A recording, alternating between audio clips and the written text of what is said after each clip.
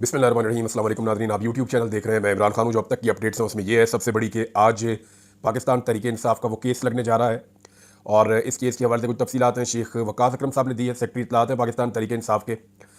दफ़ा 200 के तहत फौजदारी शिकायत, ये जो कंप्लेंट दायर की है पाकिस्तान तहरीक इंसाफ ने कि उनके लोगों का कत्लेआम हुआ, उनके 38 लोग जो हैं वो ज़ख्मी हैं जिनको गोलियाँ लगी हैं, वो उनको लेकर आए और साथ उन्होंने बताया कि उनके बहुत सारे लोग लापता भी हैं। 139 की उन्होंने लिस्ट जारी की है और इसके अलावा उन्होंने 12 कन्फर्म शहादतें ये भी उन्होंने उसके अंदर शामिल किए हैं। और खैबर पख्तूनख्वा से उनके 2 वज़ीर और 2 MPs वो दोनों भी इसमें गवाह के तौर पर शामिल हैं। अब शेख साहब ये बता रहे हैं और आज केस लगने जा रहा है। इस्लामाबाद एहतजाजी मार्च में पुरअमन निहत्ते लोगों के कत्लेआम, गुमशुदगियों, गिरफ्तारियों और ज़ख्मियों के हवाले से दरख्वास्त दायर कर दी गई है। इसके मुद्दई बैरिस्टर गौहर हैं।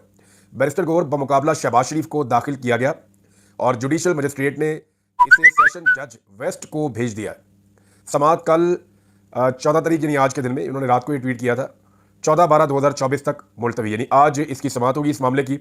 इसमें एक डेवलपमेंट और है जो पाकिस्तान तहरीक इंसाफ ने की है और ये बहुत इंपॉर्टेंट डेवलपमेंट है। ये 17 दिन के बाद हो रही है। ये चीज़ें पहले होनी चाहिए थी लेकिन बदकिस्मती से पाकिस्तान तहरीक इंसाफ और चक्रों में पड़ गई थी। इमरान खान साहब के वादे अहकामात के बावजूद तहरीक इंसाफ ने, हम बार बार निशानदेही करते रहे। मैंने बड़ा लंबा अरसा क्राइम रिपोर्टिंग की है तो मैं जानता हूँ कि कितनी इंपॉर्टेंस है इन मामलों की कि आप फौरी तौर पर एक तहरीर लेकर थाने में जाएँ, चाहे आपकी FIR दर्ज हो या ना हो। आप CCTV फुटेज को महफूज बनाने की कोशिश करें। जो सेफ सिटी कैमरास लगे हुए हैं जिसमें हम लोग पाकिस्तान के शहरी बहुत बड़ी मिकदार में टैक्स देते हैं, ये हमारे पैसों से ये पैसा कटता है सेफ सिटी का, हमने अपने पैसों से ये लगाया और ये लगाने का मकसद यही था कि जराइम की रोकथाम हो। अगर कुछ गलत हो रहा है शहर में या उस इलाके में तो उसकी निशानदही हो और उसको बतौर सबूत पेश किया जा सके। अब जो है वो चेयरमैन पाकिस्तान तहरीक इंसाफ बैरिस्टर गौहर ने सरकारी अस्पतालों को भी खत लिख दिया है और जो CCTV फुटेज का और अस्पतालों का रिकॉर्ड मंगवाया ना, ये 24 तारीख से लेकर 28 नवंबर की रात 11 बजे तक का मंगवाया। देखिए जो सानिया हुआ वो तो 26 और 27 की रात को हुआ, तो 28 तारीख की रात तक का रिकॉर्ड क्यों मंगाया ये मैं आपको बताता हूं अभी। इसमें बैरिस्टर गौहर साहब ने CCTV फुटेजेस मांगी है और 24 नवंबर से लेकर 28 नवंबर की रात 11 बजे तक लाए गए मरीजों की तफसीलात भी मांगी है। अब ये 2 अस्पताल है इस्लामाबाद के, एक पॉलीक्लिनिक अस्पताल है और एक पिम्स अस्पताल है। इसके डॉक्टर ने of the record international media को और लोकल मीडिया को बताया कि उनके ऊपर कितना ज़्यादा दबाव है और बहुत बड़ी तादाद में गोलियों से छन्नी होने वाले जख्मी वहाँ पर लाए गए थे। लाशें भी इन्हीं अस्पतालों में पहुंची थी जिन्हें बहुत देर के बाद जो मुद्दई लोग हैं, जो बेचारे लवाकिन हैं, उन्हें काफ़ी दबाव में लेने के बाद वो लाशें उनके हवाले की गई थी। और अब CCTV फुटेज 28 तारीख की रात 11 नवंबर तक इसलिए मांगी गई है कि कुछ इतलात ऐसी आ रही हैं कि जो उस एरिया में कवर अप किया गया है बाद में, यानी जहाँ पे इस्लामाबाद में डी चौक में सानिया हुआ, जहाँ पे कत्लेआम हुआ, वो मामला वहाँ पे 26 की रात या 27 की सुबह तक ख़त्म नहीं हुआ बल्कि ये अगले 24-36 घंटे तक जारी रहा। और शानदाना गुलजार ने यह क्लेम किया कि इवन कंटेनर्स के अंदर लाशें थी और एक लाश के बारे में वो कह रही है कि वो काफ़ी ख़राब भी हो गई थी। ये शानदाना गुलजार का क्लेम है, सोशल मीडिया में बहुत ज़्यादा चल रहा है। पाकिस्तान तहरीक इंसाफ के कुछ लोग ये क्लेम कर रहे हैं कि उनकी लाशें ज़्यादा हैं। जो लोग लापता हुए हैं उन्हें वहाँ से कैसे मुंतकिल किया गया, कहाँ छुपाया गया, ये सारा राज पता चल सकता है अगर CCTV फुटेजेस 28 तारीख की रात 11 बजे तक की मिल जाए। अब उम्मीद करते हैं कि ये CCTV फुटेजेस सामने आ जाएंगी। अगर ये CCTV फुटेज गायब कर दी गई या इसको भी मिटा दिया गया या ये कह दिया गया कि 2 हफ्ते गुजर गए तो अब हमारे पास नहीं है, या कोई करप्ट हो गई है या सिस्टम खराब हो गया, कोई भी अगर ऐसा बहाना बनाया गया तो इसका मतलब यह है कि पाकिस्तान तहरीक इंसाफ से जो टाइम इस सिस्टम को चाहिए था वो टाइम गेन कर लिया गया है। बहरहाल ये बहुत इंपॉर्टेंट है, देर है दुरुस्त है, ये काम बहुत पहले होने चाहिए थे, बदकिस्मती से बहुत ताखीर से हुए। लेकिन फिलहाल पाकिस्तान तहरीक इंसाफ ने यह ट्रैक उस वक्त पकड़ा जब तहरीक इंसाफ ने पूरी कोशिश की मुज़ाकरात के हवाले से और सच्चे दिल से कोशिश की, लेकिन हुकूमत ने उनकी कोशिशों का मजाक उड़ाया, बल्कि उनको डीमोरलाइज किया। और इवन जो पाकिस्तान तहरीक इंसाफ का कारकुन है वो बड़ा डीमोरल हुआ, सोशल मीडिया पर इसका इंपैक्ट भी आया। अब दूसरी जानिब एक और चीज़ है और वो बहुत तेज़ी से दबाव डालने के लिए, क्योंकि 26 नवंबर को जो हुआ उसको छुपाना बहुत ज़रूरी है इस वक्त इदारों के लिए और हुकूमत के लिए। तो इसमें सहाफ़ियों के ऊपर और जो वीलॉग करते हैं लोग उनके ऊपर और जो सिटीजन जर्नलिज्म करते हैं इस्लामाबाद में, उन तमाम सहाफ़ियों के ऊपर बड़ी तादाद में मुकदमा दर्ज किए जा रहे हैं। हमारे एक वाहिद पाकिस्तान में सिख एंकर पर्सन है, हमारे दोस्त हैं बहुत अच्छे, उनके ऊपर भी मुकदमा दर्ज कर दिया गया। और मैं सरदार जी के बारे में ये कहूँगा, बड़े ज़बरदस्त आदमी है। हमारी जब भी उनसे मुलाकात होती है वो बगैर लगी लिपटी के बात करते हैं और साफ और खरी बात करते हैं, तो उनके ऊपर भी मुकदमा दर्ज कर दिया गया।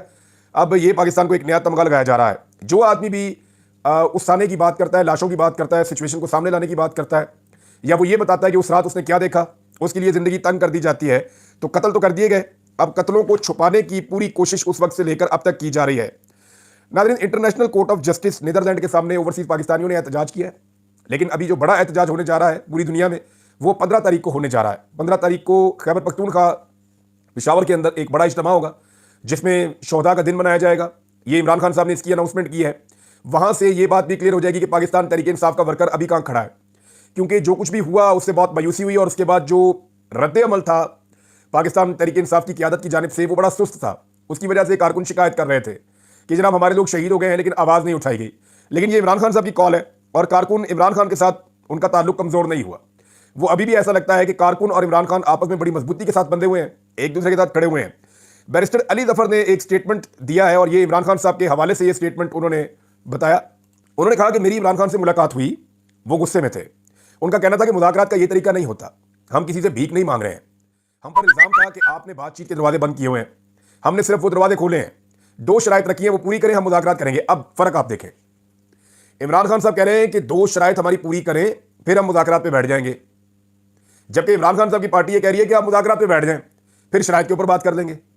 ये बहुत फ़र्क है। मैंने आपसे कहा था कि इमरान खान साहब ने पिछले वीलॉग में मैंने कहा हिफ्ज़ मा तकद्दुम या हुज्जत तमाम करने के हवाले से इमरान खान साहब ने जो उनके ऊपर एक एलिगेशन आता है बार बार, उसको काउंटर करने के लिए इमरान खान साहब ने कहा था कि नहीं, वो मैं मुज़ाकरात का मौका देना चाहता हूं हुकूमत को। हम सिविल नाफरमानी की तहरीक में जा रहे हैं, हुकूमत इससे बचना चाहती है तो 2 मुतालबात हमारे तस्लीम करके मुज़ाकरात में बैठ जाए। ये इमरान खान साहब का मौक़िफ़ था। लेकिन इमरान खान साहब की पार्टी ने बड़ी कमज़ोरी शो की है। अब बैरिस्टर अली जफर साहब ने बड़ा खुलकर बताया कि एक्चुअली इमरान खान साहब क्या कह रहे थे। नाज़रीन, एक गवाही और आ गई है और ये गवाही अमीर हैदर खान होती ने दी है ANP से। देखिए, एक एक करके सारे करैक्टर बता रहे हैं कि जनरल बाजवा ने कैसे इमरान खान साहब की हुकूमत को गिराया, कैसे रिजीम चेंज किया। एक एक करके सारे करैक्टर बता रहे हैं और जनरल बाजवा को अभी तक किसी कटहरे में नहीं लाया गया। मैं आपको बताता हूँ, फजलुर रहमान साहब सबसे पहले उन्होंने बताया, फिर PMLN के लोगों ने बताया, फिर जो लोग PMLN को छोड़ गए उन्होंने बताया, फिर पीपल्स पार्टी के लोगों ने बातें की, फिर MQM ने इशारे दिए और अब अमीर हैदर खान होती साहब ने बड़ा खुलकर स्टेटमेंट दे दिया है कि एक्चुअली वो क्यों इसका हिस्सा बने। होती साहब ने जो कहा उसका मैं मुख्तसर आपको बता देता हूं। उन्होंने कहा जनरल बाजवा ने हमारे PDM के रहनुमाओं को कहा कि इमरान खान पसंद का आर्मी चीफ लगा अपना, यही वो कहते थे सबको कि अपनी मर्जी का आर्मी चीफ इमरान खान ले आएगा तो तुम सारे फारग हो जाओगे और सदारती निज़ाम ले आएगा और सदारती निज़ाम लाकर लंबे अरसे तक बैठा रहेगा। हालांकि इमरान खान साहब से सवाल किए गए थे, उनका ऐसा कोई इरादा नहीं था। दीगर जमातों की सियासत इमरान खान खत्म कर देगा, ये धमकाया जनरल बाजवा ने सियासी जमातों को। मैं तरीके अदम एतमाद लाने का मुखालिफ था, अमीर हैदर खान होती ने ये इंकिशाफ कर दिया है। पीपल्स पार्टी और नून लीग कहते हैं हम जमहूरी हैं, ये भी सवाल उन्होंने उठा दिया। लेकिन अब गौर करें कि एक एक करके सारे किरदार ये बताना शुरू हो गए हैं कि इमरान खान की हुकूमत को ज्यादती करके गिराया गया था और इमरान खान की हुकूमत को गिराने में जनरल बाजवा का कलीदी किरदार था। अब अगर जावेद लतीफ़ साहब को आप देखें तो वो हर थोड़े दिन बाद स्टेटमेंट दे देते हैं कि इमरान खान की सहूलतकारी हो रही है। जावेद लतीफ़ साहब एक ज़बरदस्त सियासी कारकुन है, शेखुपुरा से इनका ताल्लुक है, इन्होंने बड़ी लंबी सियासत की है, बहुत नीचे से ऊपर आए, इनके ऊपर बहुत सारे एलिगेशंस भी हैं, लेकिन इसके बावजूद उन्होंने अपनी सियासत को कायम रखा शेखुपुरा में। अब जावेद लतीफ़ साहब ने अपनी सियासत और अपनी मकबूलियत को ज़मीन बोस होते हुए देखा है। उन्होंने देखा कि PMLN की इज्जत खत्म हुई है तो उनके दिमाग पे असर तो पड़ना है, उनको इफेक्ट तो ये चीज़ करेगी, लेकिन वो पूरा सच नहीं बोल रहे। वो ये तो कहते हैं कि इमरान खान की सहूलतकारी हो रही है, ये दुख तो उनको है कि उनकी जमात जो है बहुत बुरी तरह तबाह हुई, लेकिन वो ये नहीं बताते कि PDM की जमातों ने और खासतौर पर उनकी जमात ने इमरान खान की हुकूमत को गिराने के लिए एस्टेब्लिशमेंट को किस नौयत की सहूलतकारी दी थी। अगर उन्हें भी ऐसी सहूलतकारी चाहिए जो इमरान खान साहब के साथ हो रही है तो मैं चंद चीज़ें बताता हूँ।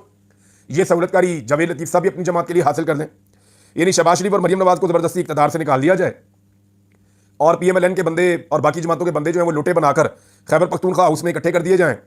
फिर इस्लामाबाद में वज़ीर आज़म की मर्जी के बगैर कंटेनर आ जाएँ, फिर कैदियों वाली गाड़ियाँ आ जाएँ, आधी रात को अदालतें खुल जाएँ, बदतरीन तशद्दुद और गिरफ्तारियाँ शुरू हो जाएँ, नून लीग की चादर और चार दीवारी का तकद्दुस पामाल होना शुरू हो जाए, 10-10, 20-20 हज़ार बंदे जो हैं वो जेलों में चले जाएँ, ख़वातीन जो है उनको कैद किया जाए, ख़वातीन को अगवा किया जाए, बच्चों को अगवा और कैद किया जाए, उन पर तशद्दुद किया जाए, उनकी वीडियोज़ बना के उनकी माओं को दिखाई जाए, ख़वातीन का अगवा किया जाए, जबरी गुमशुदगियाँ की जाएँ PMLN के लोगों की, 90% से ज़ायद जो मीडिया है वो खिलाफ कर दिया जाए ज़बरदस्ती PMLN के और PDM की जमातों के, गोलियां मारी जाए नवाज शरीफ साहब को, खुदा न खास्ता 188 मुकदमात नवाज शरीफ और उनके खानदान पर बनाए जाएं, बल्कि खानदान को मिलाएं तो 200 से ऊपर चले जाते हैं। कागजात छीने जाएं जावेद लतीफ़ साहब के और उनकी सारी पार्टी के लोगों के, जब वो जमा करवाने जाएं इनसे इनका इंतखाबी निशान शेर छीन लिया जाए, किसी को आलू दे दें, किसी को बैंगन दे दें, किसी को तोड़ी दे दें, किसी को पीढ़ी दे दें, किसी को मंजी दे दें, किसी को गिलास दे दें, किसी को जूता दे दें। ऐसे तज़हीक आमेज़ किस्म के इंतखाबी निशान इनको दिए जाएँ, कोई जलसा और जुलूस इन्हें ना करने दिया जाए। सारी पार्टी नामालूम मकामात से चुप चुप कर इलेक्शन लड़ती फिरे, इद्दत जैसा घटिया केस इनके ऊपर बनाया जाए, फिर जाली फॉर्म 47 जारी किए जाएं इनके मुखालिफिन को, और फिर आपसे आपकी अक्सरियत छीन ली जाए। और जब आप उसके बाद मैंडेट की वापसी के लिए निकलें तो कभी कंटेनर्स, कभी आंसू गैस, कभी रबड़ की गोलियां और कभी असली गोलियां आपको मारी जाएं और फिर सबूत भी मिटा दिए जाएं। जावेद लतीफ़ साहब आपको सदाकत अब्बासी और डार बरादरान या इंतजार पंजूथा की तरह गायब कर दिया जाए। जब आप वापस आए तो आपकी हालत जो है वो जीते जागते एक लाश की तरह की हो, अगर आपको ये सहूलतकारी चाहिए तो इसकी 10% भी आप बर्दाश्त नहीं कर सकते, क्योंकि आपकी जमात और आपकी लीडरशिप में ये कैपेसिटी नहीं है। नवाज शरीफ साहब थोड़ी सी तकलीफ पाकिस्तान से बाहर जाकर वो देखें ना, जहां पे नवाज शरीफ साहब रहते थे जेल में, उस एरिया को देखें, वो कितना बड़ा घर है अंदर बना हुआ है, और वहां पे कितनी सहूलतें थी मियां साहब के पास। जाके एक नजर इमरान खान साहब की जेल देखकर आए, आपको आइडिया हो जाएगा।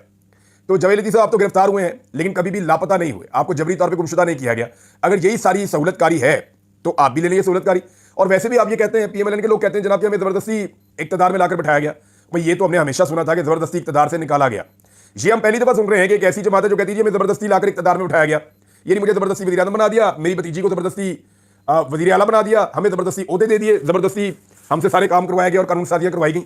तो जबरदस्ती हुकूमत से निकालना तो हमने सुना था, लेकिन जबरदस्ती हुकूमत में शामिल करना, ये हम जनाब पहली दफा सुन रहे हैं कि ऐसे जबरदस्ती इनके साथ की गई है और इनकी हुकूमत बना दी गई है। अब पीएमएलएन की हालत यह है कि पीएमएलएन के बड़े सीनियर रहनुमा हैं खुर्रम दस्तगीर साहब, और ये नस्लों से इकट्ठे चल रहे हैं। इनके वालिद भी जो है वो नवाज शरीफ साहब के बड़े वफादार साथी थे। नवाज शरीफ साहब ने जब लॉन्ग मार्च की कामयाबी हुई थी मियां साहब की अदलिया की बहाली के लिए, तो वो अनाउंसमेंट के वक्त इनके घर में मौजूद थे। इनके घर को चुना था गुजरावाला में। तो अब जनाब खुर्रम दस्तगीर साहब ये बता रहे हैं कि काफ़ी कोशिशें मैंने की हैं, लेकिन 1 साल हो गया मेरी नवाज शरीफ साहब से मुलाकात नहीं हो सकी। अंदाजा करें आप। अब डर मियां साहब को इस बात का कि खुर्रम दस्तगीर ये कह देंगे कि मियां साहब देखें, मैंने जाली फॉर्म 47 लेने से इनकार किया, मेरे अंदर गैरत थी, मैंने कहा जी ठीक है, मुबीन आरिफ जट जीत गया है। लेकिन मियां साहब आपको भी चाहिए था कि आप यास्मीन राशिद के मुकाबले में जाली फॉर्म 47 लेने से इनकार कर दें। तो मियां साहब इतने शर्मिंदा है कि अपने वफादार साथियों से भी नहीं मिल पा रहे। अब खुर्रम दस्तगीर कहते हैं कि वोट को इज्जत दो का नारा लगाने की सख्त अब पार्टी में बाकी नहीं रही, और इस मकसद के लिए हुकूमतों की कुर्बानी देनी होती है। लेकिन जो मर्जी कर लें, अब आप जो कुछ आपने इस मुल्क में कर दिया है, बड़े लंबे अरसे तक आपको इसकी कीमत चुकानी पड़ेगी, और इसकी सबसे बड़ी तो सियासी कीमत होगी। नाज़रीन, एक और बड़ी इंपॉर्टेंट चीज़ है कि इमरान खान साहब को क्या फौजी अदालत में ट्रायल किया जा सकता है? बज़ाहिर तो ऐसा दिखाई नहीं देता, लेकिन ये एक प्रेशर टैक्टिक्स के तौर पर यूज़ किया जा रहा है। इसके मकासद क्या हो सकते हैं? एक तो 26 नवंबर से तवज्जो उठाना, और दूसरा इमरान खान साहब पर दबाव डालना, ताकि जो बाइडन के जाने से पहले पहले इमरान खान साहब को राजी किया जा सके, वरना बाद में वो सपोर्ट अमेरिका से नहीं मिलेगी पाकिस्तान को जो सपोर्ट इमरान खान के खिलाफ इस वक्त मैसर है। लेकिन एक और बहुत बड़ा सवाल है, क्या पाकिस्तान में किसी को आइन शिकनी पर आज तक फौज ने सजा दी है या मिलिट्री कोर्ट में उनका केस चला? पाकिस्तान में 4 डिक्टेटर स्टेट अवे आए हैं, उन्होंने आकर पाकिस्तान में बार बार आइन शिकनी की है। आइन को रोनते हुए उन्होंने मुल्क के अंदर मार्शल लॉ लगाए, लेकिन उनमें से एक का भी कोर्ट मार्शल नहीं हुआ। अगर वाकई पाकिस्तान में ये सोच लिया मिलिट्री एस्टेब्लिशमेंट ने कि उन्होंने इंसाफ फराहम करना है, तो उन 4 डिक्टेटर की कब्रों का भी एहतसाब किया जा सकता है, लेकिन ऐसा नहीं हो रहा। अगर इमरान खान साहब का मिलिट्री कोर्ट के अंदर ट्रायल होता है, तो इसका मुवाजना उन 4 डिक्टेटरों के साथ किया जाएगा, और यह कहा जाएगा देखिए सियासतदानों का तो हो रहा है, लेकिन जो 4 डिक्टेटर पाकिस्तान का आधा टाइम खा गए, उनका किसी किस्म का एहतसाब नहीं हो रहा, और आलमी सतह पर इसका बड़ा सख्त रद्द-ए-अमल सामने आएगा। जस्टिस मंसूर अली शाह साहब का नाज़रीन एक लेटर भी सामने आया है, और उन्होंने जस्टिस जमाल मंदोखील साहब को लेटर लिखा है 26वीं तरमीम के हवाले से। यह बहुत इंपॉर्टेंट है, क्योंकि हुकूमत अपने जज लाना चाहती है। हुकूमत उन लोगों को जज बनाना चाह रही है, या उन वकीलों को जज बनाना चाह रही है हाई कोर्ट्स के अंदर, जिनकी खिदमात हैं पीएमएलएन के लिए, या पाकिस्तान की एस्टेब्लिशमेंट के लिए, या पीडीएम की जमातों के लिए, या जो लोग एंटी इमरान खान हैं जो खिदमात सरंजाम देते रहे, उन्हें जज बनाना चाह रही है ये हुकूमत। अब हुकूमत की वहां अक्सरियत हो गई है, इसी चीज की निशानदेही की है जस्टिस मंसूर अली शाह साहब ने। उन्होंने chairman rules committee justice Jamal Khan Mandokhel को खत लिखा, जिसमें उन्होंने कहा कि 26वीं आईनी तरमीम ने जजेस तकर्री से मुताल्लिक इख्तियारात के तवाज़ुन को बिगाड़ कर एग्जीक्यूटिव को अक्सरियत फराहम कर दी है, जिससे अदलिया में सियासी तैनातियों का खतरा लाक हो गया है। यानी जो पूरा का पूरा जजेस तैनाती का तरीकाकार था, इसकी जो कमेटी होती थी उसमें अदलिया की ताकत ज्यादा होती थी और दूसरी साइड कम होती थी। तो जजेस फैसला करते थे कि कौन बेहतर जज हो सकता है, उसको लाया जाता था।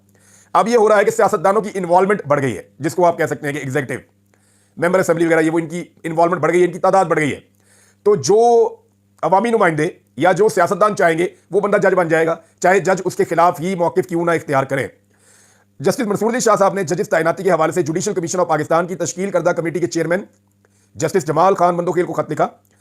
मंसूर अली शाह साहब ने कहा कि आईनी अदालतों में जजेस की तकर्री से मुतल्लिक रूल्स तश्कील देना इंतहाई अहम है।